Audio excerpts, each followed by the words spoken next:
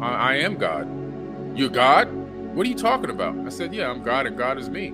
The same divine spark that created everything in the entire universe is the same divine spark that's inside of every atom inside of my body.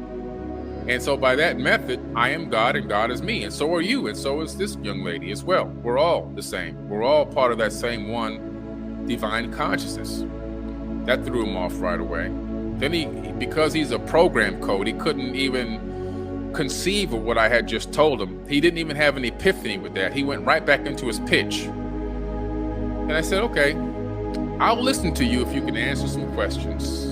Can you answer some questions? And I said, when was the Bible written?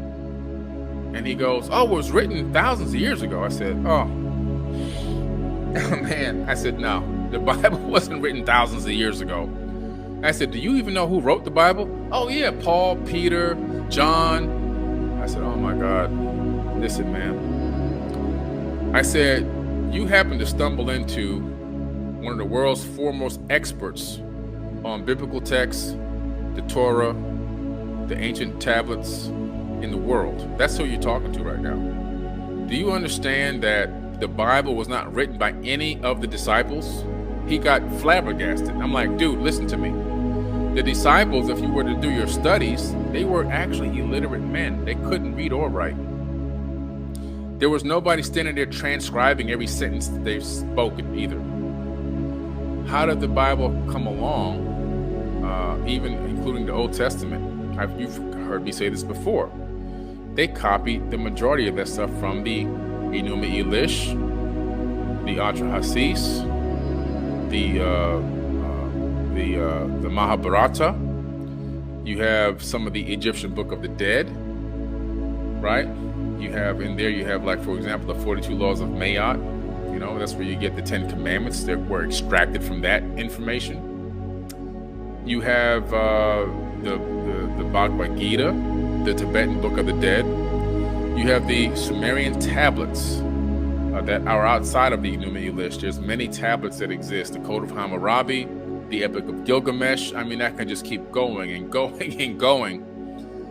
And I said, then you have the Emerald Tablets, where Jesus's teachings are identical copies of Thoth's teachings from the ancient Kemetic mystery schools taught 50,000 years ago in the land of Kem, which is now known as Egypt. And I could see the steam coming out of this guy's ears. He couldn't even conceive what the heck I was telling him. And I said, do you know that the Bible was written thousands of years after the people were long gone, dead, buried, bones disintegrated, and everything else on the ground? He said, no, what are you talking about? I said, listen to me, man. The Bible was written from 100 AD to 900 AD. And who wrote the Bible? Those were followers of Thoth. These people didn't write a Bible, by the way. What they did was they started discovering in different caves and different little makeshift buildings that existed a long time ago, these vases with scriptures and cylinder scrolls and papyruses and tablets, and they started collecting them, and they started transcribing that information onto paper, parchment paper, and so forth. And so that text, that information over time would be studied by the Gnostics.